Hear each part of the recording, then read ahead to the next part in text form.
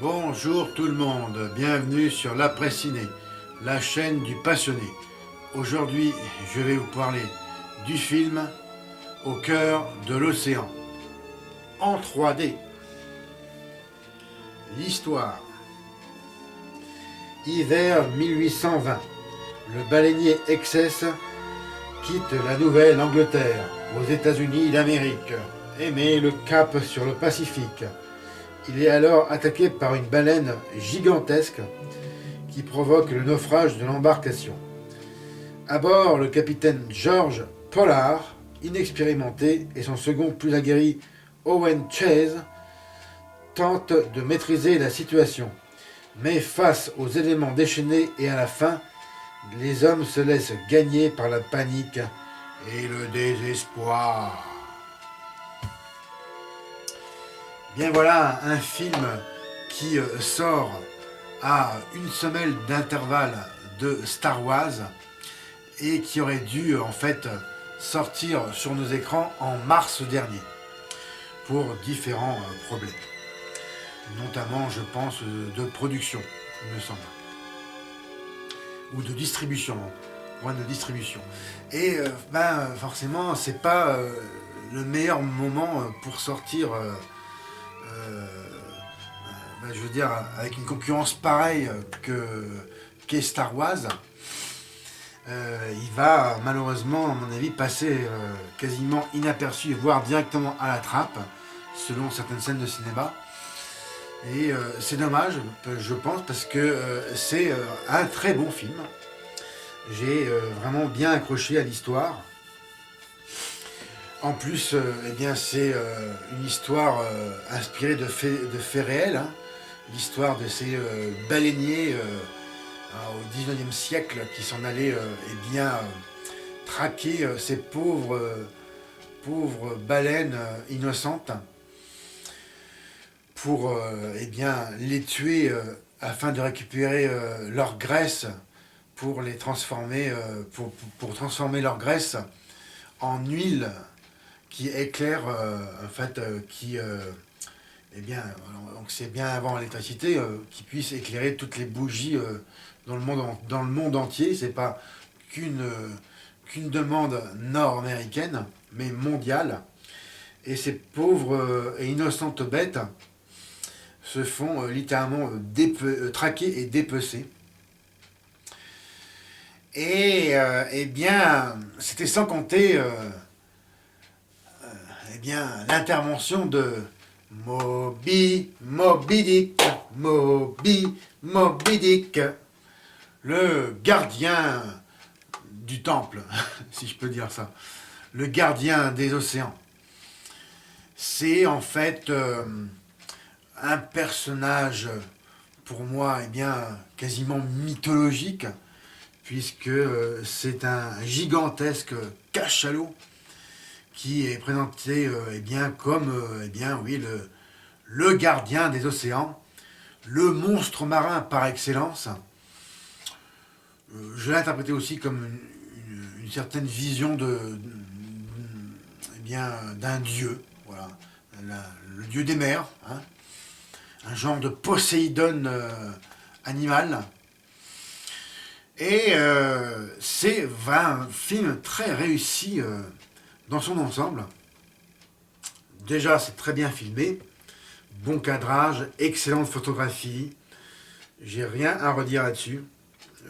Howard a fait vraiment un super travail aussi de reconstitution de cette époque, notamment les costumes bien sûr, mais aussi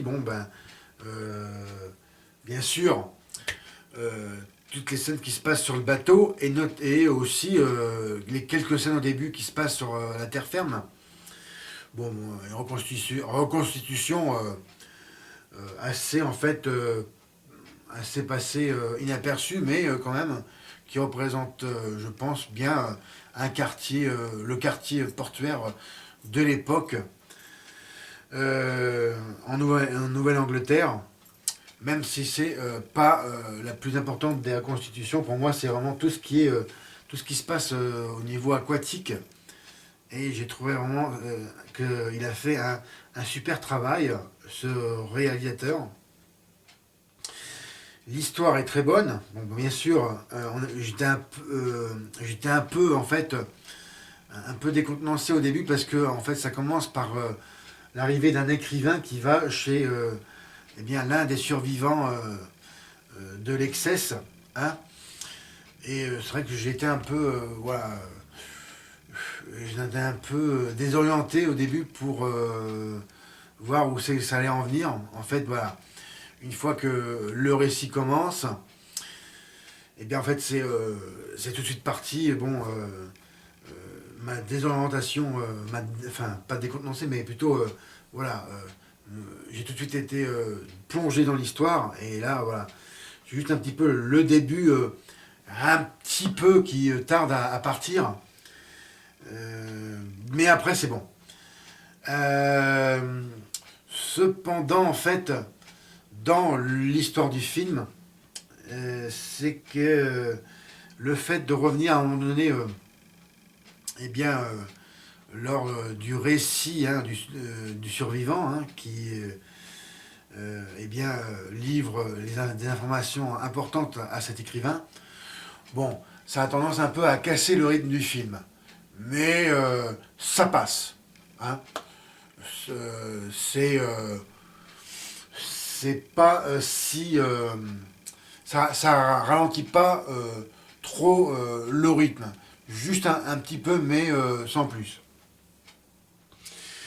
Les effets spéciaux et tout ce qui est bien oui cascade et autres, ben, les effets spéciaux à l'aide d'ordinateurs, ce qu'on appelle CGI, bien sûr, qui eh bien, reconstitue ce gigantesque cachalot, ben, il y a du bon, cependant, oui, mais un peu du moins bon. Le cachalot, il est bon, mais en fait, ce qui concerne ces pauvres baleines, qui sont des cachalots également, eh bien, c'est un peu flou. Bon, bien sûr, ça se passe en dessous, hein, en dessous de l'eau. Et ouais, il y a quelques plans séquences, c'est pas terrible. Je pense aussi tout ce qui est au niveau des couleurs dans le ciel, à un moment donné, au début du film, lors de l'arrivée de la tempête. Bon, c'est pas très réussi, mais finalement le reste est bon. Alors ça passe un peu en second cette appréciation de la un peu médiocrité des effets et aussi peut-être aussi des fois un peu l'arrière-plan. Je pense à l'arrivée dans une île, hein, un peu vers après la moitié du film, plutôt vers la fin, entre la moitié et la fin du film, l'arrivée sur une île. Bon, on voit que ça fait pas vrai. Voilà, j'ai remarqué ça. Enfin, en tout cas, quand ils voient l'île au loin, pas quand ils sont dessus, hein, quand ils arrivent en échouant. C'est juste l'effet visuel hein, que l'on a par rapport de la mer à la terre ferme. Le choix des acteurs, des actrices. Ben, le rôle principal pour moi c'est Chris Hemsworth, Thor, qui a oublié son marteau. Il est bon, tu sais. Il y a du charisme. J'ai trouvé qu'il jouait bien, Chris. Mais ça m'a amusé parce qu'à un moment donné, là, je sais pas si c'est sa démarche naturelle, mais je croyais que c'était Thor qui marchait. Et là, il a voilà, une certaine façon de se déplacer.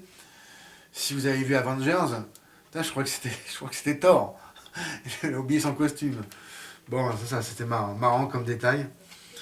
Les autres, Brandon Gleeson, celui qui fait en fait celui qui raconte l'histoire, et qui est aussi un des survivants, qui était en fait à l'époque un enfant de 14 ans. Il joue bien son rôle, hein, hein, un bon bourru, hein, de marin, un vieux loup de mer bourru. Et bon, et ouais, c'est souvent d'ailleurs ce même type de personnage qu'il interprète dans différents films, espèce de bourru là, de vieil ours mal léché. Bon. Et les autres acteurs, actrices, par contre, ben ça m'a pas marqué. Euh, non, à part peut-être celui qui fait un des seconds du capitaine. Je trouve que c'est son lieutenant en fait. Un des lieutenants du capitaine. Il s'appelle Cillian Murphy, qu'on a pu voir aussi dans le premier Batman de Nolan. Il joue bien, lui, ouais. Ouais. Par contre, celui qui fait le capitaine, le capitaine Pollard, Benjamin Walker, bah, oui, oui, j'ai pas trouvé terrible son interprétation. Hein. Ouais, j'ai pas trouvé même convaincant dans son interprétation tout au long du film. Et en ce qui concerne les actrices, ben, elles passent un peu, je dirais, à la trappe, voire inaperçues. Je ne veux pas, enfin, elles ont pas, en plus, elles n'ont pas des rôles très importants. Forcément, elles sont des rôles secondaires. Ben bon, vraiment, j'ai vite oublié leurs prestations, ça m'a pas du tout marqué. La musique du film, elle est très bonne. Hein. Là, j'ai bien aimé. Ça illustre bien, l'atmosphère générale du film, les différents temps forts, etc. Voilà ce que je peux dire sur mon interprétation, enfin mon ressenti après cette projection en 3D. En parlant de celle-ci, eh bien, c'est de la conversion, mais c'est de la bonne conversion. À savoir, eh bien, bon, très peu d'effets en relief, à part un ou deux plans séquences. Je pense à un moment donné aussi, il y a une bonne 3D au niveau de la profondeur, et un peu qui ressortait, quand la caméra descend d'un mât du bateau. J'ai trouvé ça bon. Alors, vous savez que je suis friand de la 3D. D'ailleurs, c'est mon unique raison pourquoi je m'en vais au cinéma. Quand je vois un film en 3D. Autrement, ben, comme la grande majorité des gens, je télécharge ou j'achète le DVD. Si je trouve en édition collector. Et là, oui, la 3D est bonne. Bon, savoir que je fais tout le temps le test quand je vais voir un film en 3D. J'enlève régulièrement mes lunettes, hop, hop, hop, hop, hop. Tout simplement pour voir si la 3D, alors, si la 3D est de conversion, d'accord. Mais le test pour voir si elle est bonne, et je vous conseille de le faire. Vous avez une scène en plan rapproché, une scène de comédie, hein. Comédie dramatique ou comédie, enfin, une scène d'échange de dialogue entre les personnages, pour être plus précis. Et vous amusez justement à ce moment-là, où vous ôtez vos lunettes 3D pour voir si l'arrière-plan est flou ou pas. S'il est net, la 3D conversion est bonne. S'il est flou, eh bien, elle est mauvaise, tout simplement. Retenez cette astuce. Bien, maintenant je continue par, eh bien, comme en habitude, par la fiche technique du film. Il faut savoir qu'il est sorti le 9 décembre 2015, d'une durée de 2 heures 2 minutes. C'est un bon format, hein, ça passe bien. Réalisé par Ron Howard, un film américain d'aventure et aussi fantastique. Oui, parce qu'en fait, Moby Dick, bon, ben, c'est présenté comme une créature fantastique. Mais non, ce n'est que un cachalot. C'est pas vrai. Il est présenté comme un monstre des mers, mais ce n'est qu'un animal. Mais oui, on peut dire légèrement fantastique, mais vraiment léger. Hein. Vraiment très léger. Et c'est essentiellement d'aventure. Le titre original, c'est In the Heart of the Sea. Et maintenant, bon, il a été produit en 2015. Hein. Je n'ai pas les chiffres du budget ainsi que le résultat du box-office en France. Ça, il faudra attendre quelques mois pour quand même vraiment savoir qu'est-ce qu'il a fait au niveau entrée nationale en France. Et maintenant, ma petite rubrique, le saviez-vous? Différentes anecdotes et secrets de tournage que je vous livre par-ci par-là. L'histoire qui a inspiré Moby Dick. Eh bien, avant de continuer ma rubrique, juste quand même, je voudrais revenir sur eh bien, le scénario, forcément qui se veut quand même sur fond écologique. J'ai vite basculé du bord, moi, du côté des cachalots, et notamment de Moby Dick, qui est pour moi en fait le vrai héros du film, avec aussi son alter ego humain qui finalement se rend compte que c'est pas bien de chasser et tuer les baleines. C'est pas bien du tout, du tout.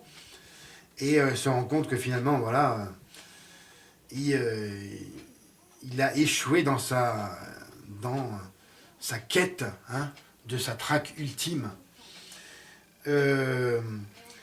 Moi, voilà, je suis vraiment pour Moby Dick dans l'histoire. C'est le vrai héros du film. C'est pour ça que j'ai vraiment aimé. Maintenant, alors, qu'est-ce qu'il faut savoir par-ci par-là?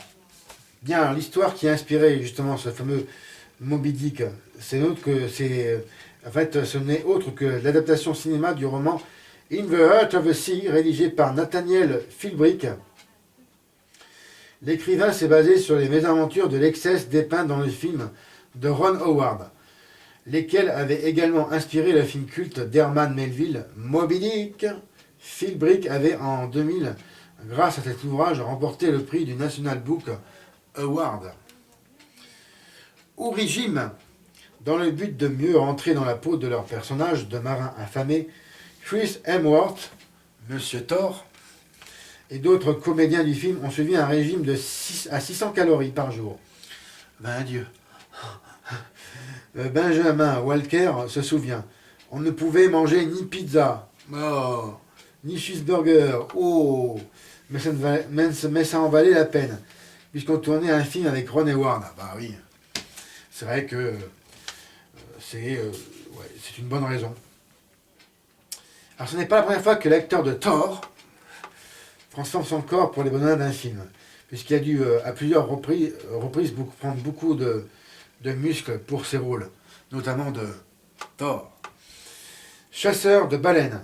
Le scénariste Charles Leavitt a fait beaucoup de recherches sur l'univers de la chasse à la baleine. Il explique: ce film ne fait pas l'apologie de la chasse à la baleine. Ah bah non, hein, je viens de vous le dire avant. Là. Au contraire, il en montre toute la brutalité, pauvre bête. Au début du 19e siècle, ce commerce concernait surtout l'huile de baleine, hein, comme je vous l'avais dit, avant qu'on nous découvre comment creuser des puits d'extraction dans le sol pour exploiter le gaz naturel et, sans oublier, le pétrole, bien sûr. L'huile de baleine alimentait l'éclairage en Amérique du Nord et en Europe, enfin, même en Amérique en général. Hein. L'armature des berceaux était en os de baleine.